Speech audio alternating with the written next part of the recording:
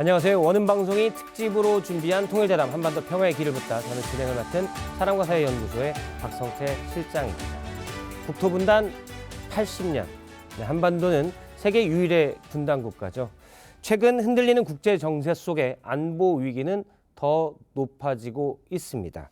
그래서 원음방송 특집 통일대담에서는 한반도 주변 현실을 보다 정확하게 또 객관적으로 파악하고 이를 통해서 한반도의 항구적인 평화와 통일을 모색하기 위한 그 해법을 알아보는 시간을 마련했습니다. 잠시 뒤부터 다양한 전문가들을 스튜디오에 모시고 보다 깊이 있게 알아보도록 하겠습니다.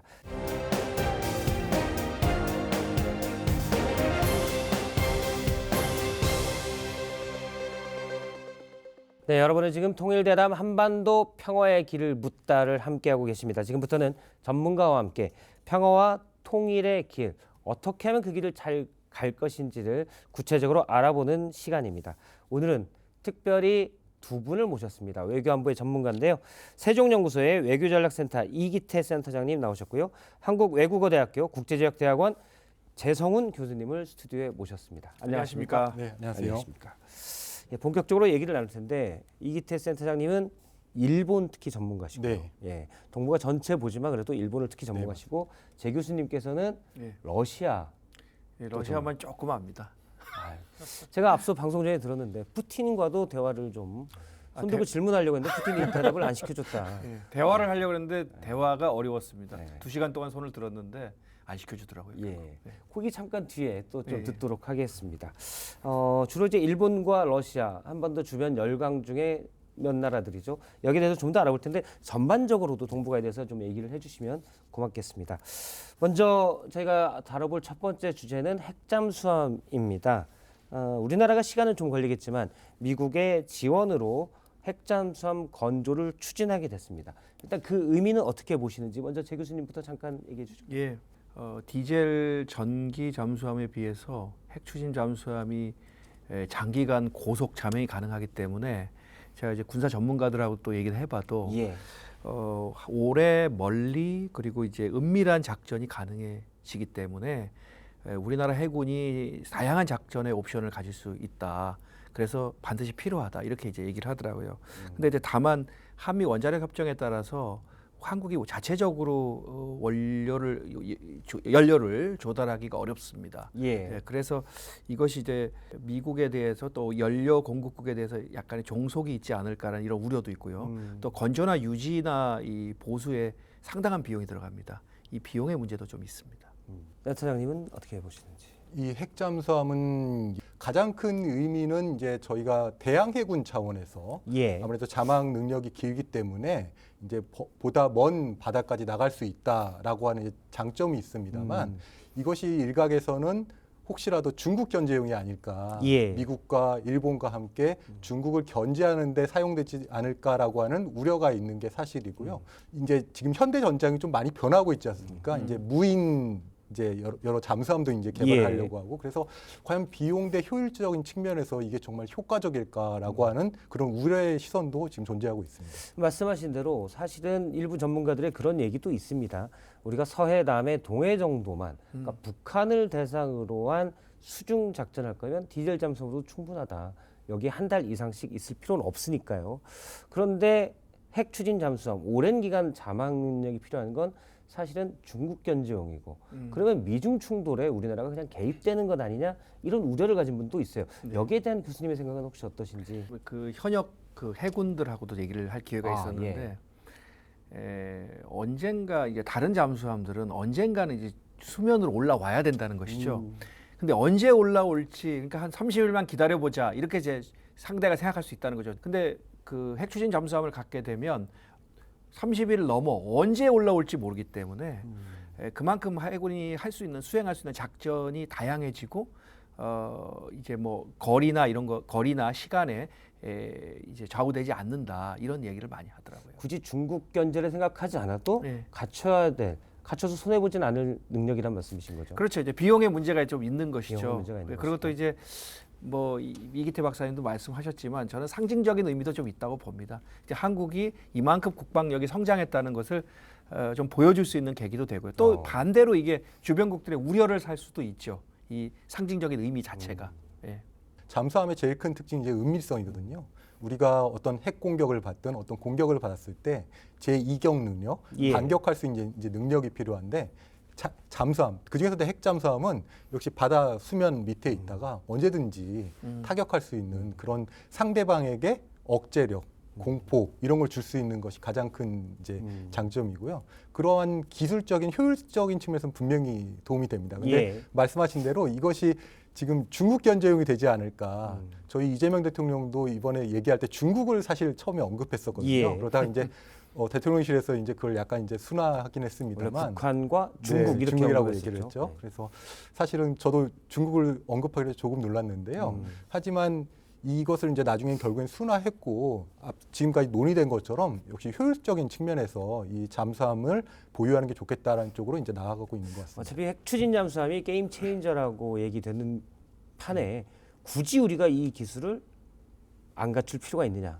이렇게 해석하면 되겠군요. 네, 맞습니다. 일단 중국이 예민하게 반응하고 있는 건 사실인 것 같습니다.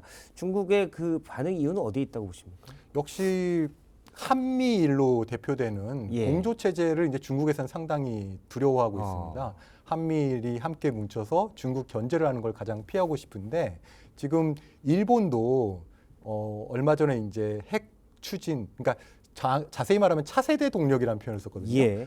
차세대 동력 잠수함을 이제 검토하겠다. 보유는 아닙니다. 아직 예. 이제 그걸 보유했을 때 어떤 장단점이 있는지를 검토하겠다라고 얘기를 한 상황이고요. 그래서 일본도 이제 장기적으로 아마 저는 보유할 거라고 보고 있고요. 예. 한국도 많이 보유하게 되고 그러면 말씀드린 대로 원양 해양에서 한미일이 같이 합동작전도 할 수 있고요. 이런 것을 가장 중국이 우려하고 있습니다. 그런데 예. 사실은 지금 중일 갈등이 있지 않습니까? 중일 갈등이 생기면서 사실 한국의 핵잠수함 논의가 좀 사라진 것 같아서 저희 입장에서는 좀 다행인 것도 있는 것 같습니다. 중국이 한국 핵잠수함 너희들 굳이 이걸 해야 돼라고 네. 보다가 일본 때문에 네, 네. 더 신경 쓰라고. 더 센 문제가 네, 터진 거죠. 터지면서 이제 근데 중국은 제가 생각했을 때는 조금 우려는 하는데 좀 신중하게 대응한다는 생각이 듭니다. 예. 그러니까 길길이 뛰면서 이렇게 반발하거나 이런 상황은 아닌 것 같거든요.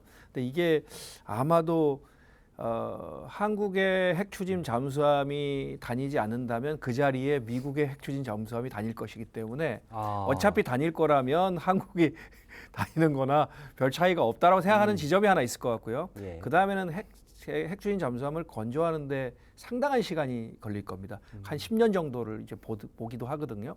그래서 이제 그 시간 동안 충분히 여러 가지 문제들도 생길 수 있고요. 예. 지금 크게 반발함으로써 문제를 만들 필요는 없다라고 보는 것 같습니다. 10년 뒤에 미중 관계는 또 어떻게 변할지 모르기 그렇죠. 때문에 지금 당장의 일이 아니기 때문에 그렇다 이런 말씀이시군요. 예. 사실 강훈식 비서실장은 브리핑에서 중국에 우리나라가 핵 추진 잠수함을 건조하게 되는 배경을 설명하면서 북한도 하고 있지 않느냐. 그래서 우리도 한다라고 얘기하니까 중국도 고개를 끄덕거렸다라는 게 일단 강훈식 비서실장의 얘기였습니다. 예. 그럼 비슷한 맥락으로 지금 이해를 해도 되겠습니까? 네, 저도 전적으로 동의를 하고 있고요. 역시 중국 입장에서는 한국을 적으로 돌리고 싶지 않습니다. 예. 그래서 지금 말씀하신 대로 어차피 한국이 안 하더라도 미국, 일본이 이제 보유하면서 활동할 것 같고요. 무엇보다 이제 한국을 너무 자극하지 않으면서 우리 이재명 정부도 지금 균형 외교를 추구하고 있잖아요. 예. 네, 거기에 맞춰서 한국하고의 원만한 관계를 유지하려고 하는 목적도 있는 한미일이 하나의 축으로 형성되는 것은 중국이 경계하고 네. 있어서 굳이 우리나라에 그 정도로 그 어떤 부정적 반응을 할 필요는 없다라는 걸로 이해를 하도록 하겠습니다. 북한도 핵 추진 잠수함을 건조한다고 발표를 했고 네. 최근에 한국 국방연구원 발표가 있었는데 네네. 러시아가 그 기술을 제공할 가능성이 크다. 러시아 전문가시니까 어떻게 보십니까? 글쎄요, 저도 그 문제는 깊이 생각해 보지는 않았는데요. 예. 러시아 우크라이나 전쟁 배경으로 해서 러시아가 상당 부분 군사 기술의 발전에 도움을 주고 있는 것은 이제 여러 경로로 확인이 되는 것 같습니다. 근데 다만 이 핵추진 잠수함의 경우에는 굉장히 민감하기 때문에 예. 이것이 이제 북한 같은 경우에 이미 핵 보유국이 됐잖아요. 그렇죠. 근데 이제 핵추진 잠수함을 갖는다고 해서 큰 차이가 있다고는 생각하지는 않거든요. 이미 살상 기술을 가지고 예, 있는데 그러니까. 하나 더 있는다고 해서 뭐 이런 말씀이시죠. 그것을 동력으로 하는 잠수함을 가지고 있는 게 큰 문제는 아니겠지만 적어도 그 군사 기술 이전을 할 때는 중국하고의 협의가 좀 필요할 것 같습니다. 이거는 좀 민감한 문제가 될 수 있을 것 같습니다. 중국이 거기에 대해서 반발할 수 있다. 그렇죠. 이제 중국과 그 정도의 협의는 해야 될 것으로 보입니다. 예, 알겠습니다. 그러면 그게 지금 당장 러시아가 약속했거나 그럴 건 아니라고 교수님 보시죠? 러시아가 그런 기술까지도 지금 제공할 이유가 있을까라는 생각이 있을까? 드는 거죠. 네. 알겠습니다. 일본은 어떻게 보십니까? 앞서 이제 보유는 아니고 아니, 보유를 네, 검토하는 단계라고 말씀하셨는데 장기적으로는 가져갈 거라고 보시는 거죠?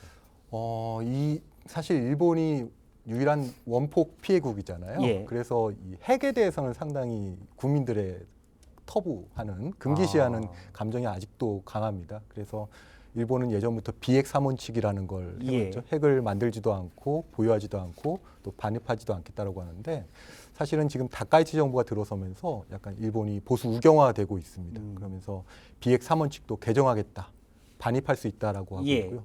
그러한 가운데 최근에 다카이치 정부에서 이제 그 일본 유신회라고 하는 보수 정당하고 이제 연립을 구성했는데 연립 조건 중에 하나가 이 차세대 동력을 가진 그다음에 VLS 수직 그다음에 발사 장치를 탑재한 잠수함을 보유하는 걸 검토하겠다라고 예. 했습니다. 그래서 일본 내에서도 이런 것을 이제 검토할 수 있는 그런 국민적인 예전과 같은 그런 터부시하는 게 많이 사라졌습니다. 그래서 아마 그런 논의 작업은 이제 시작이 될 것 같고요. 예. 하지만 한편으로는 과연 보유까지 하게 될까 할 때 역시 제일 어려운 점은 이제 국민들의 감정인 것 같습니다. 역시 일본 사람들이 그 핵에 대해서 느끼는 예. 그런 게 워낙 강하기 때문에 이게 어디까지 허용이 될 것인가라고 이제 여러 가지 논의가 있는데 저는 개인적으로는 러시아 우크라이나 전쟁으로 일본이 이제 안보 의식이 상당히 높아졌거든요. 예. 그래서 이런 핵에 대한 것도 많이 좀 완화되지 않았나 이런 생각이 듭니다. 사실 일본이 유일한 핵무기로 공격을 받았던 국가 아닙니까? 네. 그래서 일본 국민들 사이에 그런 게 꽤 많은데 최근 전쟁들이 많이 일어나니까 우리도 필요하다는 의견들이 좀 더 일어날 가능성이 있다. 어쨌든 동북아 한국이 핵추진 잠수함을 건조하기로 하면서 동북아에 일단 군비 확산들이 조금씩 더 우리도 신경 쓰는 분위기가 좀 있습니다. 우리는 어떤 방식으로 해서 이들을 좀 설득해가면서 우리의 국익을 좀 더 잘 확보를 해야 할까요? 근데 제가 생각하기에는 생각보다는 주변국들의 반응이 매우 거칠지는 않은 것 같습니다. 예, 우리 한국의 그 핵추진 잠수함 보유를 가지고 막 강하게 반대하는 나라는 북한밖에 없는 것 같은데요. 예. 그런 것 같고요. 북한은 강하게 성명을 냈었죠. 예, 냈습니다. 근데 핵무기를 보유하고 있는 국가가 그런 성명을 낸다는 게 조금 이상하긴 하지만 어쨌든 그렇게 했고요.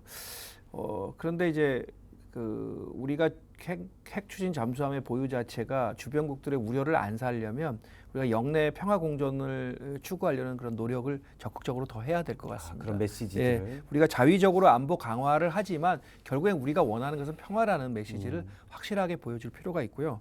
또 자신에게 위협이 되지 않는다는 확신을 갖고 상호 신뢰가 확보됐을 때 자위적인 안보 강화 자체가 정당성을 가질 수 있다. 이렇게 말씀을 드릴 수 있을 것 같습니다. 사실 대한민국은 평화를 숭상하는 국가 아닙니까? 역사적으로도 어디를 쳐들어간 적이 없어요. 우리가 방어만 주로 했지. 어떻게 보시는지. 그 일본에서 얘기하는 건데요. 일본에서는 방위력 그리고 외교력이 중요하다고 얘기를 합니다. 예. 전에 이시바 정부도 그랬고 지금 다카이 정부도 이 두 가지를 강조하고 있는데요.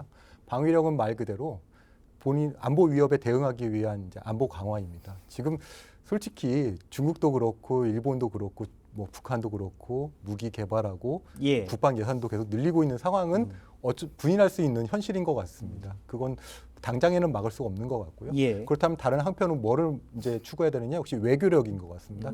역시 지금 말씀하신 대로 그 상호 신뢰를 바탕으로 한 대화를 통해서 외교로 대처하는 그런 능력들을 서로 이제 강화시켜 나갈 수밖에 없다라고 생각을 합니다. 그런 면에서 이제 외교로 우리는 평화를 지향하고 지킬 것이라는 확신을 줘야 되는데 최근 중일 간의 문제는 그건 좀 아닌 것 같아요. 그 부분은 좀 뒤에 아마 내일쯤에 제가 보다 자세하게 깊게 좀 들어보다 보도록 하고요. 그 핵잠수함 문제가 되면서 또 하나 이 주한미군 어떻게 보면 우리나라가 미국의 중국을 대항하는 견제하는 하나의 축으로서의 위치, 의미, 역할 이런 것들이 새롭게 좀 부각되고 있습니다. 최근에 제이비아 브런슨 주한 미군 사령관이 한 지도를 올리면서 설명을 했는데 사실은 동아시아 지도 보통은 대륙이 위에 있고 바다, 한반도가 그 사이에 있잖아요. 네. 이거 거꾸로 돌렸어요. 네, 네. 이걸 이제 이스톱 지도라고 하는데 그러면서 한반도가 북한, 중국, 러시아의 위협을 동시에 억제할 수 있는 전략적 중심축이다. 이렇게 얘기를 했습니다. 일단 이 지도의 자체 거꾸로 돌린 지도의 의미도 어떻게 보십니까? 이게 기존 지도를 보면 우리가 대륙으로 왠가 나가야 되는데 뭔가 막혀 있는 느낌이라면 지도를 거꾸로 돌리면 우리가 바다로 나가야 될 것 같은 그런 느낌을 주거든요. 그래서 다양한 우리가 이제 기존 그 고정관념에서 좀 벗어나서 생각을 해볼 수 있습니다. 그런데 이제 미국의 시각에서는 그렇게 보는 거죠. 한국을 북중러라는 대륙 세력으로부터 이제 해양 세력을 지키는 그 해양 세력이 대륙 세력을 봉쇄하는 대륙에 봉쇄하는 일종의 전진 기지 또는 완충지대로 보고 있는 것이죠. 예. 근데 이제 우리의 관점에서 그 지도를 보면 좀 달라지는 거죠. 우리의 관점에서 봤을 때는 우리는 대륙과 해양을 연결하는 가교의 역할을 할 수 있고 브릿지. 예, 동북아의 확실한 중심 같은 느낌을 주죠. 그 지도는. 예. 그럼 그 지도를 어떻게 활용하느냐? 중심축인 것은 맞는데 우리는 평화의 중심축이 되어야지 대립과 갈등의 중심축이 되어서는 안 됩니다. 예. 네, 저희는 이제 그렇게 가야 되는데 이게 미국 입장에서 봤을 때는 철저한 이제 대륙 봉쇄로 가는 거거든요. 그 지도를 보면은 사실 과거에도 이제 그렇게 활용을 한 적이 있었는데 그때는 이제 특히 냉전 시대에는 소련이 주 위협이었습니다. 예. 그래서 80년대 같은 경우에는 미일 간의 3개 해협 봉쇄라고 해서 일본 열도에서 위쪽 홋카이도부터 해서 소야, 스가루, 그다음에 우리 대한해협 스시마 요 예. 세 개 해협을 봉쇄하는 그러니까 소련이 진출하는 걸 막는 것을 이제 미일 간에 이제 했고요. 당시에 일본에서는 그 불칭 항모론이라고 해가지고 일본 열도가 아예 항모의 역할을 한다. 항공모함의 역할을 해서 봉쇄의 역할을 한다고 했는데 소련의 남하를 막을 수 있는 네. 방어축이다는 말씀이시군요. 그런데 지금은 이 지도를 보면 더 확대가 됐거든요. 예. 이제 러시아, 중국, 이제 북한까지 포함을 하고 있는데 지금 보면 이제 제일 중요한 건 가운데가 흔히 말하는 일본에서 말하는 남서제도입니다. 거기가 예. 미야코 해협이라고 하는데 중국이 제1도련선, 제2도련선을 이제 태평양으로 진출해 나갈 때 가장 중요한 곳이 이쪽입니다. 오키나와부터 대만 사이거든요. 예. 그래서 여기를 어떻게 막을 것인가가 이제 미국 입장에서는 가장 중요하고요. 그러면 왼쪽에서는 한반도가 전략적으로 요충지가 될 거고, 그다음에 일본은 이제 정면에서 중요하고요. 예. 가장 오른쪽에서는 이제 필리핀입니다. 필리핀이. 그래서 최근에 이제 미국이 일본과 함께 필리핀 혹은 역외에 있는 이제 호주까지 포함해가지고 미일 필호 연대를 지금 다자적인 협력을 하고 있습니다. 그러니까 과거에는 미국의 동아시아 정책이 흔히 말하는 허브 앤 스포크라고 있거든요. 미국이 양자 동맹을 맺어왔습니다. 예. 한미 동맹, 미일 동맹, 그다음에 필리핀 동맹 예. 이렇게 양자 동맹으로 이제 해왔다면 이제는 다자 간의 안보 협력 체제, 미일호, 뭐 미일필, 예. 뭐 미일필호. 또 그리고 한미일과 같이 이런 다자 안보 협력 체제, 소다자 안보 협력으로 지금 나가고 있는 게 가장 큰 특징입니다. 이번에 그 브런슨 사령관이 얘기한 거는 보면 이제 일본과 한국 그리고 필리핀 여기를 이어서 중국의 어떻게 보면 해양으로의 진출을 막는 선을 해야 된다. 그리고 거기에 이제 한국이 중심축이 돼야 된다는 얘기군요. 예. 그런데 보면 저는 그런 얘기를 들으면 한 가지 궁금한 게 사실은 이런 뭐 막는다, 뭐 제1도련선, 도련선인 건 섬들로 이어진 선 이건 말하는 건데 뭐 제2도련선 3차 세계대전이 나나 정말? 사실 그걸 중국의 어떤 침략 전쟁을 염두에 두고 그런 것들을 작전을 짜는 거 아닙니까? 자꾸 그런 유사시를 대비한 전략들을 보니까 진짜 전쟁이 나나? 뭐 이런 불안감이 있긴 있어요. 어떻게 보시는지. 저는 전쟁이 나는 건 쉽지 않다고 보는 입장입니다. 실제로 지금 중일 갈등도 보면 뭐 전쟁이 일어나는 걸 수도 있겠다 이런 얘기하지만 저는 그렇지는 않다고 보는데 역시 가장 큰 건 이제 영향력 확대인 것 같습니다. 예. 중국이 이제 이전에 이제 근해에서만 활동을 하다가 이제 전 세계적으로 특히 태평양으로 나아가면 이제 그 태평양 도서국이라고 하죠. 남태평양에 있는 섬들에게까지도 지금 영향력을 확대하고 있습니다. 그러니까 미국 입장에서는 자신들이 이제 패권 국가였는데 이런 중국이 이제 미국이 영향력을 지배하던 지역까지 중국이 진출하는 건 이제 막고 싶은 거죠. 예. 네, 미국의 패권을 유지라고 하는 그 세계 전략적인 차원에서 이거 일단은 이해를 해야 될 것 같고요. 전선의 측면이라기보다는 영향력을 네. 제어하는. 네. 예. 저는 그렇게 보고 있습니다. 예, 알겠습니다.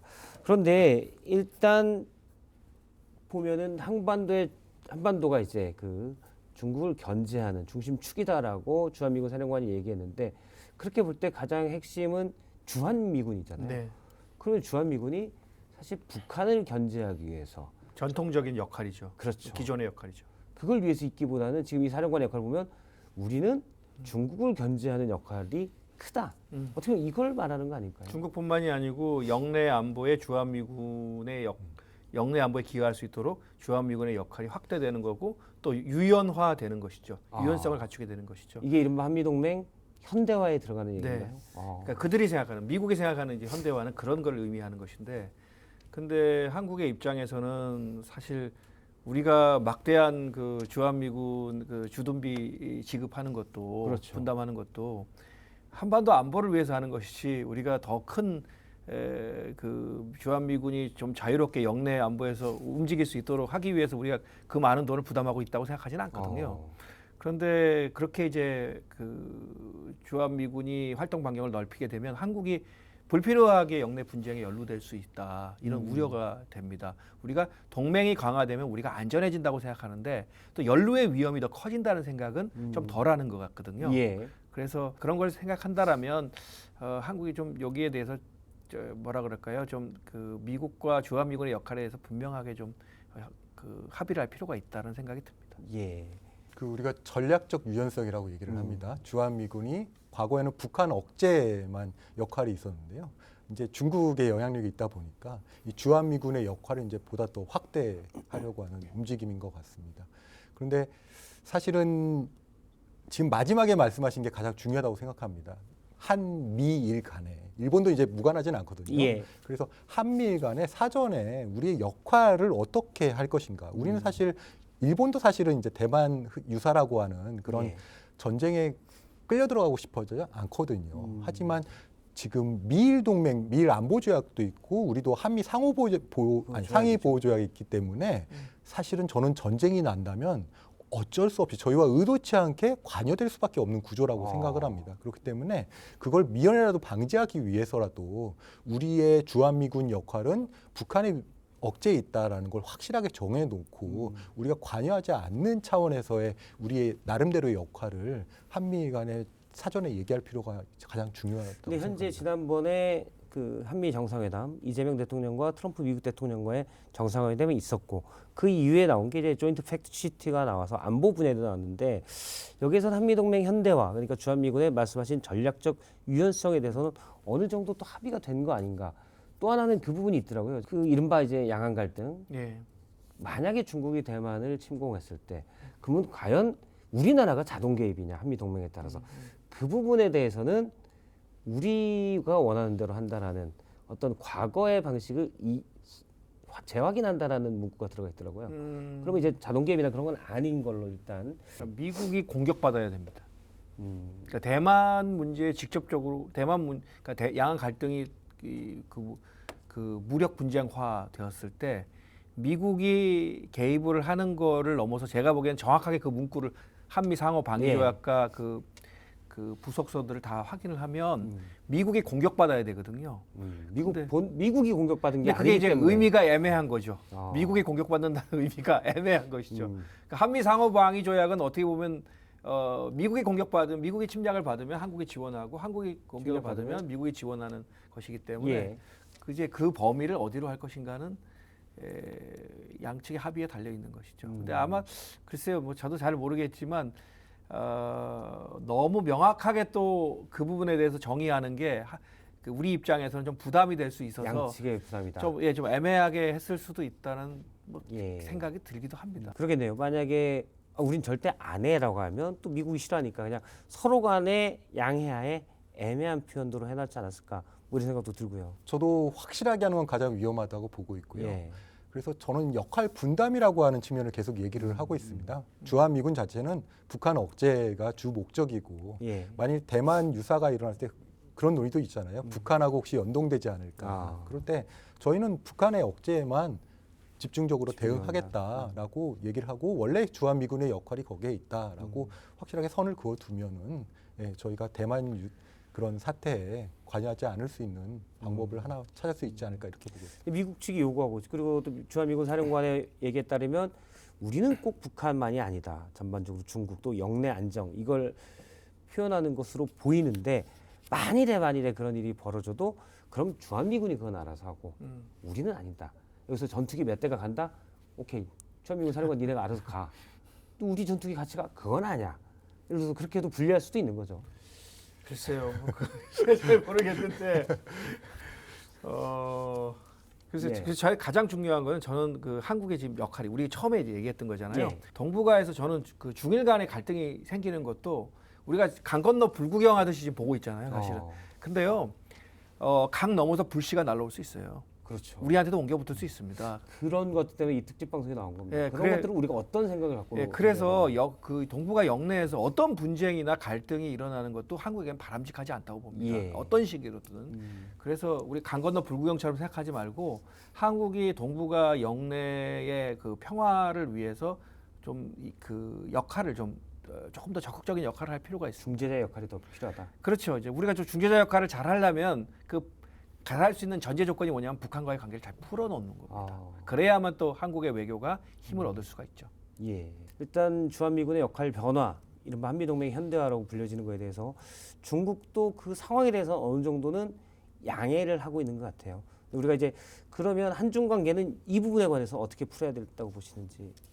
그 중국은 일단 한미 동맹이 우리의 중심축이라는 건 인정을 하고 있는 그렇죠. 것 같아요. 그래서 우리가 그 부분에 대해서 너무 이제 신경 쓸 필요는 없는데 이제 하나 주의해야 될 건 이제 한미일 대 북중러라고 하는 진영 간 대결은 저희가 피해야 된다라고 하는 거죠. 그래서 지금 정부도 균형 외교를 얘기하고 있는 것도 이것이 하나의 진영화가 되면은 우리가 남북 관계에서도 이게 남북 분단이 체제가 고착화될 수 있다는 걸 위협을 이제 생각을 예. 하고 있고요.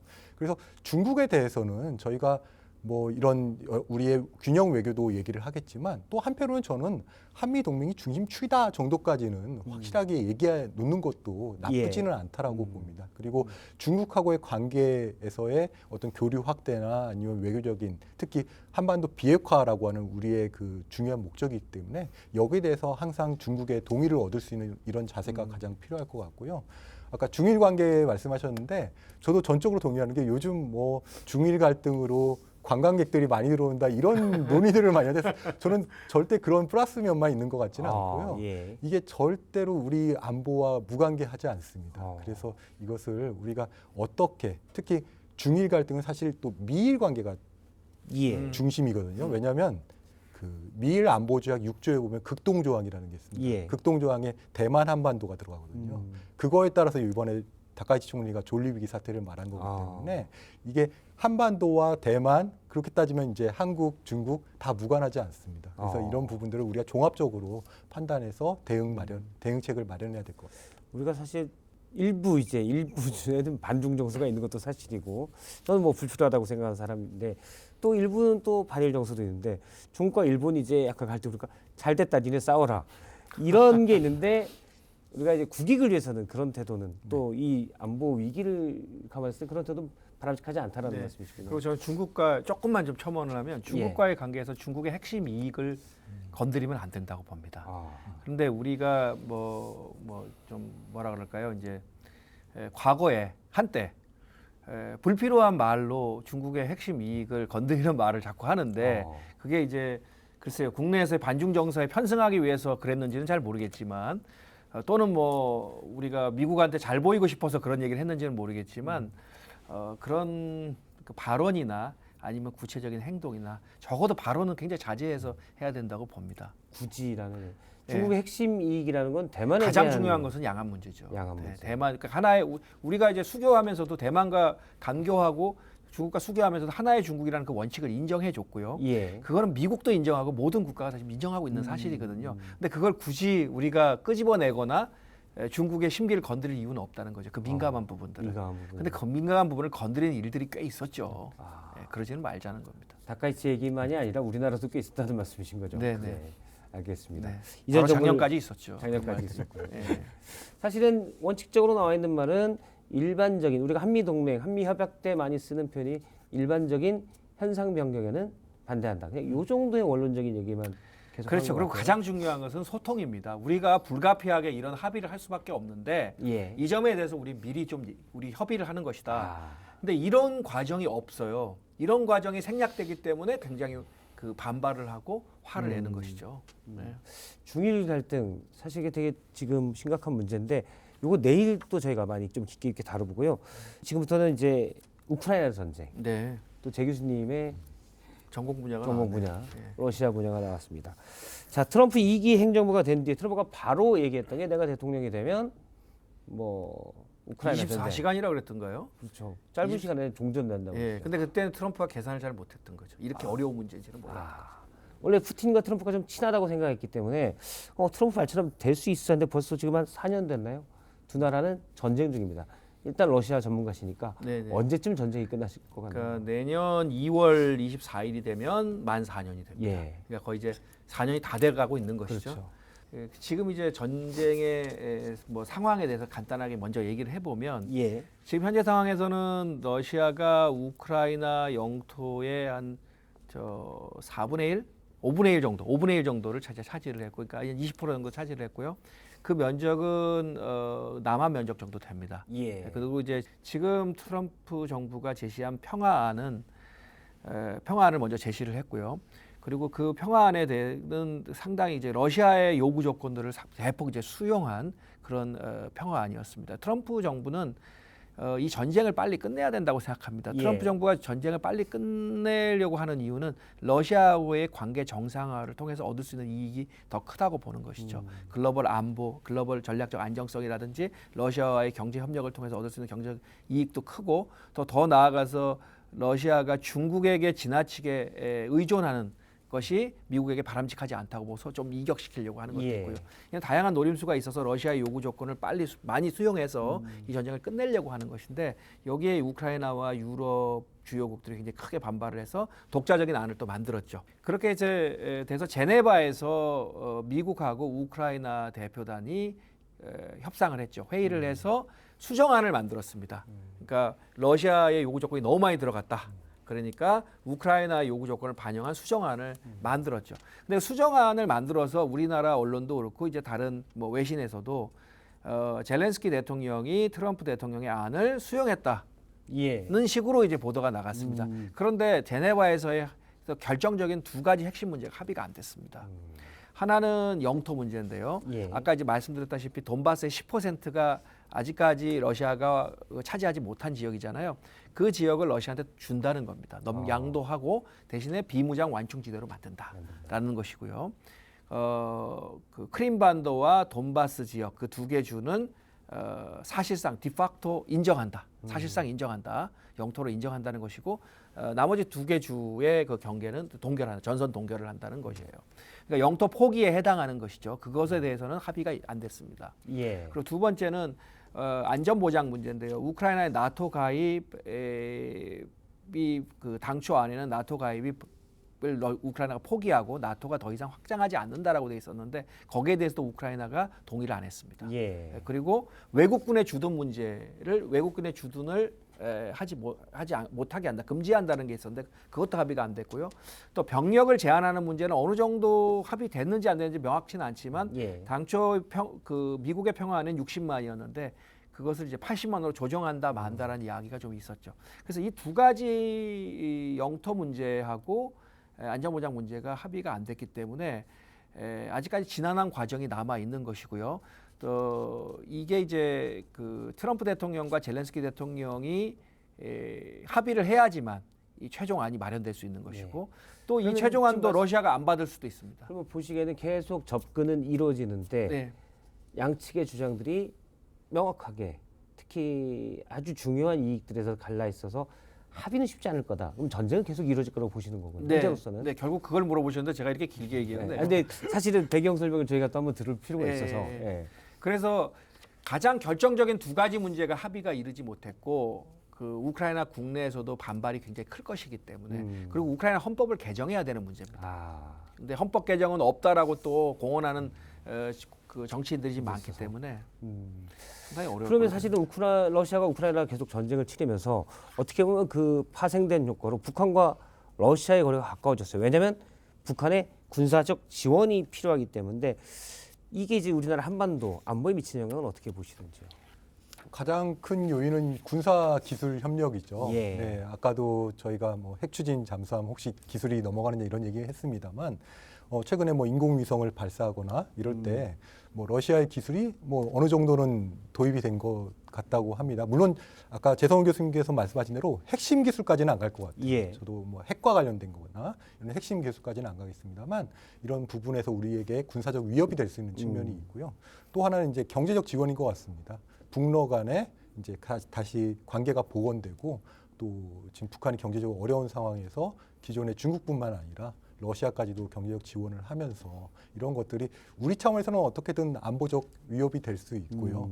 그다음에 북한이 사실 또 러시아나 중국에 의존하면 할수록 또 남북 대화가 좀 어려워지는 측면도 있는 것 같아요. 지금 적대적 두 국가 관계를 얘기를 하고 있는데 우리는 어떻게든 대화를 이제 북한하고 이제 하려고 하는데 북한 입장에서는 이제 중국이나 러시아라고 하는 든든한 이제 뒷바가 있으면 거기서 더 좀 뭐라고 해야 될까요? 좀 강한 입장에서 높은 입장에서 저희에게 좀 강하게 나오지 않을까 이런 것도 좀 우려 상황. 북한으로서는 사실은 중국 거기다 러시아까지 러시아가 전쟁을 하고 있기 때문에 그 필요성 때문에 북한에 자꾸 손을 벌리게 되고 그러다 보니 믿을 만한 동네 큰형이 더 생기니까 우리한테 더 특히 이제 북미 또는 남북대에서 북한이 더 콧대를 세우고 있다 이렇게 된다는 네, 거군요. 저는 그렇게 보고 몸값이 높아진 몸값이 거죠. 높아진 네. 그러면 사실은 우크라이나 전쟁이 좀 종식이 돼야 네. 여러 가지가 또 맞물려서 한반도 문제도 좀 어떻게 보면 변화의 계기들이 나올 수 있는데 그런 것도 역시 마찬가지겠군요. 근데 이제 저는 생각에 지금 이제 그 전문가들의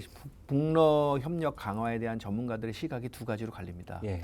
그러니까 어떤 하나의 첫 번째 시각은 러시아 우크라이나 전쟁을 배경으로 해서 뭐 병력과 무기 탄약이 필요한 러시아.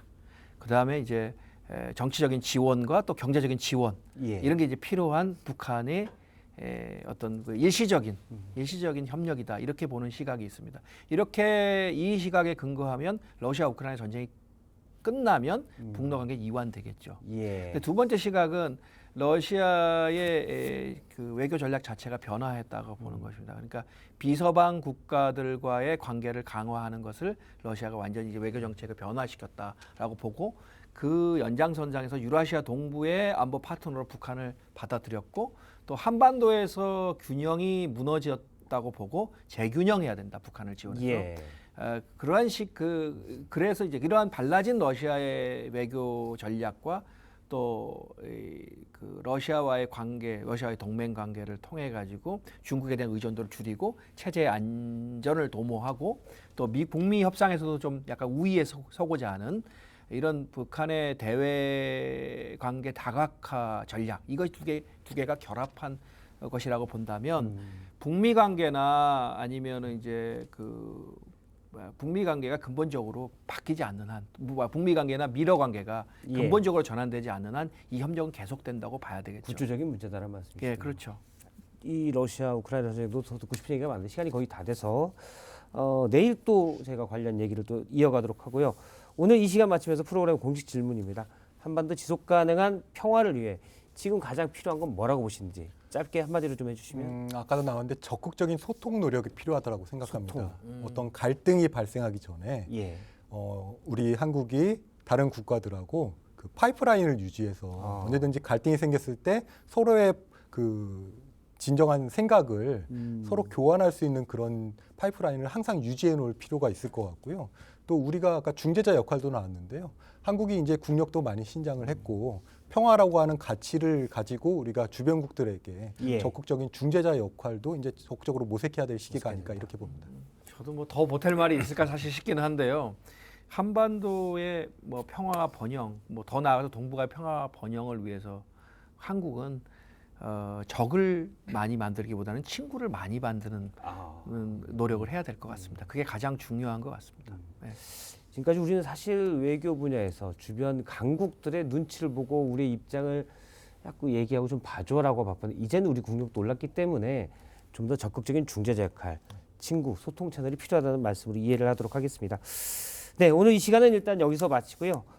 다음 이 시간에는 동북아 정세 변화 속에서 지속 가능한 협력, 평화의 길을 어떻게 더 만들 수 있을지 또 모색하는 시간 갖도록 하겠습니다. 오늘 바쁘신데 시간 내주셔서 두 분 다 감사합니다. 네, 고맙습니다.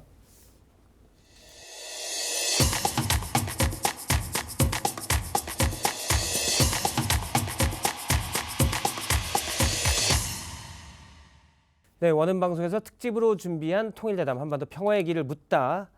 지금부터는 북한의 지금 현실을 또 북한 주민들의 생활 현실을 좀 알아보는 북한 이슈를 만나는 클로즈업 북한 시간입니다. 오늘은 탈북민 1호 배우 겸 가수죠.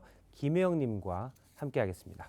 안녕하세요. 안녕하세요. 예, 1호 귀순 배우라는 타이틀이 있습니다. 네. 일단 국내에서는 가수로 네, 앨범도 많이 내셨죠. 네. 몇 개? 앨범요? 7집까지 냈는데. 7집 가수세요? 네네. 이게 다 국내에서 내신 거죠? 네, 그렇죠. 근데 처음에 제가 원래 연기가 전공이거든요. 예. 네네. 평양 연극영화대학을 다니다가 재학 중에. 재학 중에. 네, 재학 중에 방학에 이제 집에 내려왔다가 어. 저희 아버지께서 친척 집에 이제 결혼식이 있으니까 우리 친척 식구들 다 같이 놀러 가자 이러시더라고요. 예. 그래서 우린 너무 좋아가지고 따라 나섰는데 그게 한국행이었어요. 그럼 아버님이 지금 탈북하는 길이야 라는 걸 숨기시고 예. 우리 김혜영님과 함께 놀러 가자. 네네. 근데 알고 보니까 이제 이게 자식들한테 괜히 그 얘기를 하셨다가 나중에 가다가 혹시나 잡히게 되면 예. 우리 자식들은 아직 어리니까 북한에서 이제 또 잡히면 이제 막 고문하고 막 하잖아요. 예. 그러면 애들은 우리 아빠 말대로 그냥 탈북하려고 가는 중에 이렇게 말할 수밖에 없잖아요. 전혀 몰랐다라는 걸 확실히 모르게 하기 저희 위해서. 자식들한테는 전혀 몰랐다. 만약 잡히더라도 이제 우리는 그냥 친척 집에 결혼식 있다고 아빠가 얘기하셨어요. 이렇게 하기 위해서. 그렇군요. 얘기를 안 해주셨던 거죠. 예. 아버님이랑 가족이 다 이제 탈북해서 네, 지금 대한민국에 정착해 계시고. 그렇죠. 부모님 다 건강하게 계시고요. 그리고 이제 저희는 딸만 셋이에요. 예. 그래서 제가 맏딸이고 우리 둘째, 셋째 다 잘 살고 있고, 예, 셋째는 지금 변호사 부부예요. 예. 변호사 부부. 예. 그래서 나름 공부를 좀 잘해서 이제 그렇게 그러니까 살고 있습니다. 우리 김혜영님도 사실은 북한에서 대학을 가는 거 저희가 이전 시간에 좀 알아보니까 대학을 간다는 것 자체가 상당히 힘들다. 어떻게 그렇죠. 보면 계급. 네네. 여기 어느 정도 이상 돼야 출신 성분. 살만하셨군요. 네. 살만했었죠. 사실은 저는 연기에 대한 생각조차도 없었는데, 예. 제가 6살 때 그 노래를 일단은 먼저 시작을 했었어요. 그때 지금 이제 그 휘파람 노래 아시죠? 예. 그 원곡자가 이름이 전혜영이에요. 전혜영. 네, 저는 김혜영이고. 예. 네, 근데 그 친구랑 제가 라이벌이 돼가지고 그때 김일성 생일 무슨 큰 축제가 있었어요. 예. 그래서 유치원생들만 이제 뽑아서 올라가서 평양에서 김일성 주석 앞에서 노래 부르는 그런 축제였는데 예. 다 제치고 2명이 남았는데 김혜영과 전혜영이 남은 거예요. 두 혜영이 남았었고. 네네. 해서 제가 8점 맞고 그 친구가 7점을 받았어요. 그래서 나 이제는 올라갔다. 근데 그 다음 날 시연회를 다시 한다라고 하셨어요. 그래서 다시 가서 왜 바뀐 겁니까 그러면? 보니까 그 친구는 부모님이 대남연락소라고 예. 이게 북한에서 남한으로 간첩을 보내는 그런 이제 단체가 있어요. 거기에 직원이었고. 이른바 출신 성분이 더 좋았군요. 네. 근데 저는 일단 저희 아빠가 경남 김해가 고향이셔요. 예. 그리고 일본에 친척들이 있었어요. 그 출신 성분 때문에 제가 떨어지고 그 친구가 올라가게 된 거죠. 그러게. 점수가 더 높았지만 지금 휘파람 사실 유명한 노래죠. 네네네. 정상회담 때도 쓰였고 많은 분들이 좀 듣기도 했던 노래. 그 유명한 노래를 그 친구가 부르게 됐고 아. 그렇게 되면서 결국은 김혜영과 전혜영은 이제 남과 북으로 갈라지게 됐다. 네. 물론 당시에 점수가 김혜영님이 더 높았다고 주장하고 계시는데 이분은 전혜영님 얘기도 들어봐야 되는데 지금 북한에 계시니까 그 친구는 우리가 못 듣고 네네네. 일단 이건 더 높았던 확인할 걸로. 수가 없는. 확인할 수가 없는 네. 겁니다. 알겠습니다. 북한 예술이라면 그럼 원래는 이제 계속 유치원 때부터 쭉 네. 노래, 배우 이쪽 길로 가시고 나중에 이제 연극, 영화는 대학까지 가셨었는데 물론 그 뒤에 탈북을 했고 그러면 예술인으로서의 삶을 쭉 살아가셨던 경로였던 거죠? 그건 아니었고요. 아 그래요? 저희 그 어머니가 학교 선생님이셨어요. 그러니까 제가 6살 때 그런 충격 상처를 받고 나서 나 다시는 노래 안 할래. 예. 해서 엄마처럼 선생님이 될 거야 하고 이제 공부를 열심히 했죠. 예. 그래서 사범대학에 입학을 했어요. 아, 원래는 네. 근데 거기는 17살에 고등학교를 졸업을 해요. 예. 여기보다 2년 빠르잖아요. 예. 예, 졸업해서 저는 이제 바로 사범대학에 들어가서 공부를 하고 있는데 아.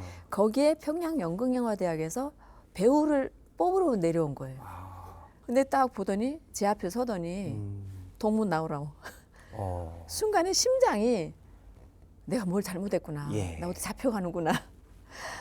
그래서 나갔어요. 나갔더니 보니까 거기에 학생들이 한 10명 정도 예. 뽑혀서 있는데 보니까 동무들은 이제 배우 지망생들이야. 이제 배우 뽑으러 온 거야. 그러면 그때 심정은 어땠습니까? 원래 이제 배우나 네. 노래의 길은 포기하고 나 선생님 될래 했었는데 네네. 고등학교 때 갑자기 뽑혔어요. 지금 여기 얘기를 네. 하면 기획사 픽이 된 거예요. 네, 그렇죠. 길거리 캐스팅이 된 거예요. 네, 네. 교실 캐스팅. 그때 심정은 어땠습니까? 아니 이게 그러니까 제 마음속에 내면에 그 예능의 어떤 그런 아, 욕구라 그래야 되나요? 그게 남아 있었던 것 같아요. 가면 좋겠다라고 생각하셨어요. 너무너무 좋은 거예요. 네. 막 된 것처럼 좋은 거예요. 예. 그다음 이제 합격 통지서를 받는 순간 너무너무 좋아서 막 눈물이 나는 거예요. 나 이제는 유명한 사람이 되는구나. 예. 아주 유명하지도 않은데 예.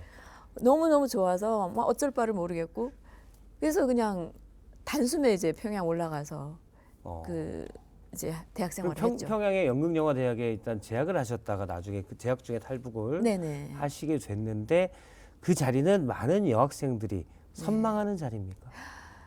이 북한에서 말하면 가장 선호하는 네 직업이라 그래야 되나요? 예. 대학이라 그래야 되나요? 그게 평양 연극영화대학이고 예. 그다음 이제 왜냐하면 김정일이가 지금 아무튼 최고로 이제 관심을 많이 두고 투자도 제일 많이 하는 대학이 평양 연극영화대학. 그건 왜 그렇습니까? 연극 영화광이라고 할 정도로 김정일 위원장이 그렇게 영화에 엄청난 관심을 그래서 그때 신상옥 최은희 선생님도 오셨다가 가셨잖아요. 예. 그것도 이제 김정일 위원장이 다 어떤 전략하에 그렇게 된 거고. 그래서 저는 이제 세상에 최고의 대학에 내가 올라가는구나. 여기로 따지면은 이제 국내 최대 기획사에 픽업이 돼서. 네. 네. 그래서 거기서 대학 생활하면서 또 영화도 한 2편 정도 2편 찍고 찍으셨고요. 연극도 해보고 하면서 나 이제 우리 지방에서는 되게 유명해졌어요. 그 중에서 한 명이 올라갔으니까. 뭐 동네 플랜카드, 동네 난리나. 동네 공산당에서 이제 플랜카드 걸고 공산당까지는 아니더라도. 노동당에서. 네네. 예.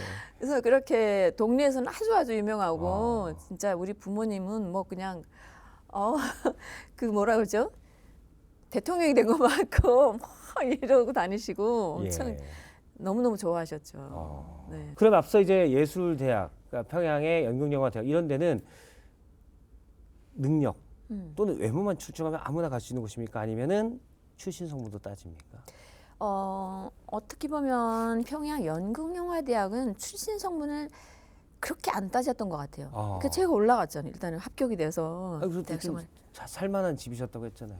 근데 그 백으로 올라간 건 아니고요. 백으로 사실은 올라간 건 진짜로 진짜 거기도 이게 뇌물 뭐 이런 게 아직까지도 통할걸요. 지금도 그때 당시만 해도 뭐 당간부 뭐 어떤 조직 비서의 딸, 뭐 도당 책임 비서의 딸, 뭐 이런 친구들이 굉장히 많았거든요. 근데 그런 친구들이 다 힘으로 백으로 들어왔구나 이런 생각을 했지만 저 같은 경우는 부모님도 안 따라가시고 저하고 동생이 가가지고 시험 보고서는 이제 붙었는데 이거는 제가 운이 좋아서 붙었나? 동생분도 그러면 그 예술 평양 연극영화대학에? 아니요. 동생은 매니저처럼 따라갔어요. 동생은 매니저처럼. 그때 동생이 어렸는데 저한테 반짝이 천 가지고 원피스를 만들어줬어요. 대학 가서 꼭 언니야 입학하라고. 근데 그 옷 덕분인지 제가 그 대학에 붙게 되었고 그래서 지금도 그 얘기를 하고 있는데 이제 저는 이제 아무튼 가서 시험을 보고 예. 그냥 자연스럽게 저는 이제 입학이 된 거예요. 예. 요 얘기 한번 여쭤보겠습니다. 북한에서 노래 부를 때 주체 발성법이 있다고요. 네. 그 주체 발성법이라고 했을 때는 말 그대로 예. 이제 주체 사상. 예. 네, 북한의 그 주체 사상이라고 들어보셨죠. 예. 예. 그러니까 그런 북한 주체 사상과 그다음 이제 민족주의, 예, 민족주의를 바탕으로 개발한 그런 독자적인 어떤 발성법, 발성법이다. 창법이라고 얘기하거든요. 그러니까 보통 이 구강하고 비강, 코 여기를 사용을 해서 이제 소리를 내요. 예. 예, 그게 주체 발성법인데 어떻게 보면 약간의 서양의 러시아의 약간 그런 발성법. 예, 그걸 이제 이렇게 합해서. 예, 합해가지고 만든 건데 말 그대로 진성은 거의 안 써요. 아, 진성 안 써요. 진성이라고 아시잖아요. 예. 거의가 아니라 거의 그냥 가성으로 이제 처음부터 마지막까지 어렸을 때부터. 네. 이게 듣고 보니까 약간 그런 느낌도 듭니다. 네네네. 근데 이게 주체를 이름 붙인 거는 뭐 따로 이게 어떤 이론적인 어떤 이념적 배경이 있다기보다도 그냥 북한의 고유한 걸 주체라고 이름 붙였다 이렇게 그렇죠. 이해하면 되겠죠. 맞습니다. 예, 예. 한번 좀 그 노래를 예. 아리랑을 주체 발성법으로 부른다고 하셨는데 노래 하나 들려줄 수 있습니까? 아리랑 하면 이제 여기서 만약에 부른다 그러면 저는 근데 나름대로 한국 창법을 조금 터득했다고 해가지고 여기 창법은 뭐 아리랑 아리랑 아라리요 이렇게 예. 한다고 하면 예. 북한은 주체 발성법은 나를 버리고 가시는 님은 이렇게 부르는 거? 지금 좀 조선중앙 다른가요? TV를 보고 있다는 느낌이 들었어요. 아 그래요? 예. 조선중앙 TV를 잠시 제가 들은 게 아닌가라는 생각이. 네. 진짜 딱 그러네요. 그러니까 네네네. 이 반응과 비강을 써서 부르는 약간 그렇죠. 가성으로만. 네네네. 아, 그래서 뭐 이런 노래는 있는지 모르겠어요. 뽕 따러 가세, 뽕 따러 가세. 이게 비음하고 예. 네. 그러니까 두성은 거의 안 쓴다고 두성도 그러네. 안 예, 쓰고. 복십 호흡이나 이런 건 솔직히 배의 힘으로 거의 부르는 것도 없이 전혀 없네요. 네, 그렇죠. 예. 약간 여기서 여기만. 위에서만 겉도는 예. 그런 창법이죠. 아, 그래서 약간 깊이라든가 이런 게 좀 없다고 볼 어떻게 수는 있는 보면. 거예요. 특별한 이유가 있는 건 아니죠.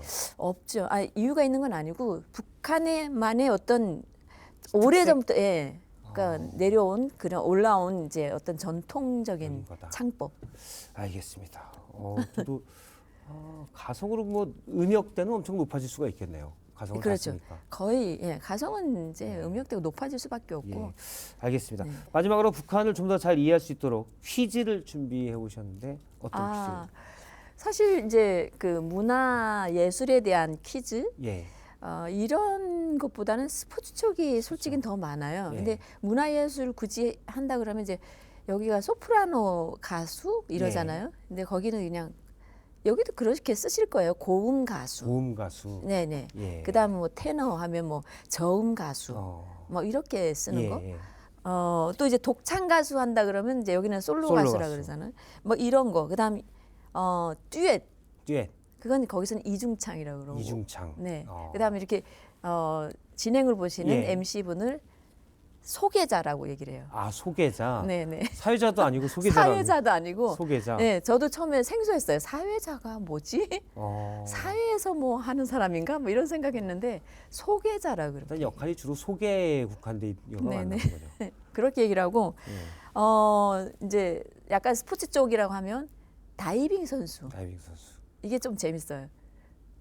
물에 뛰어들기 선수. 물 뛰어들기 선수. 물에 이렇게 뛰어들잖아요. 선수. 이렇게 물에 뛰어들기 선수. 그다음에서 축구 용어 얘기한다 그러면 코너킥 코너킥. 아시죠? 구석차기. 오, 예, 네, 맞아요. 들어본 것 같아요. 그다음에 이제 골키퍼. 뭐 사실 들으면 네네. 우리말로 더 나을 이게 더 나은 것 같다. 전 좀 그런 라는 게 생각이 드는 예, 표현들도 있어요. 이게 어떻게 보면 우리나라 말이 아닐까. 예. 영어보다는 우리나라 말을 좀 많이 쓰는 게 좋지 예. 않을까. 알겠습니다. 오늘 뭐 많은 얘기 북한의 노래 아까 주체 발성법에 대해서는 되게 흥미로웠던 것 같습니다. 네. 다음 시간에 또 북한의 예술, 문화 얘기 많이 들려주시길 바라겠습니다. 네. 오늘 말씀 고맙습니다. 네. 네, 원음방송 특집 통일대담 한반도 평화의 길을 묻다 오늘 순서는 여기까지입니다. 한반도를 둘러싼 긴장이 높아지는 가운데 우리가 아무런 노력도 하지 않는다면 사실은 평화와 통일은 더 어려울 수 있습니다. 통일에 대한 관심이 곧 한반도 평화로 가는 첫 걸음이라는 그런 인식 속에서 이 통일 특집 대담에서는 그 방안들을 다채롭게 찾아보는 시간 계속 갖도록 하겠습니다. 다음 이 시간에도 그 해법을 모색하는 시간 같이 해주시길 부탁드립니다. 고맙습니다.